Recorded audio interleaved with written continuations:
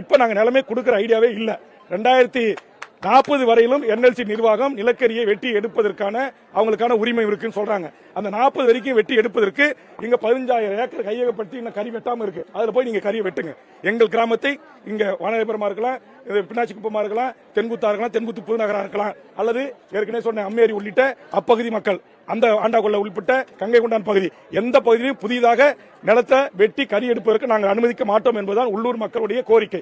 அந்த ஒற்றை கோரிக்கைக்கு மாநில முதலமைச்சரும் தமிழ்நாடு அரசும் செவிசாக்கி எங்களுடைய உணர்வுகளை புரிந்து கொள்ள வேண்டும் என்பதுதான் இந்த போராட்டத்துடைய நோக்கம். இன்னைக்கு பாருங்க, இது நாள் வரலாற்றில் இல்லாத அளவுக்கு இன்னைக்கு 300 பேருக்கு ஊரக வேலையில மாவட்ட ஆட்சித்தலைவர் அலுவலகம் DRDA வேலை போட்டு கொடுத்திருக்கு. ஏன் இந்த போராட்டத்துக்கு 10 மணிக்கு மக்கள் வரக்கூடாதுன்னு தடுக்கிற ஒரு சூழ்ச்சி.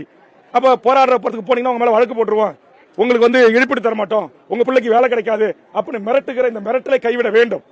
மக்கள் போராடவில்லை என்றாலும் மக்களுக்காக இருக்கிற மக்கள் பிரதிநிதியாக இருக்கிற வேல்முருகன் ஆகிய நான் ஆயிரக்கணக்கான கட்சி தொண்டர்களை கொண்டு வந்து குவித்து இந்த போராட்டத்தை நான் நடத்துவேன். அப்ப என்ன பண்ணுவீங்க?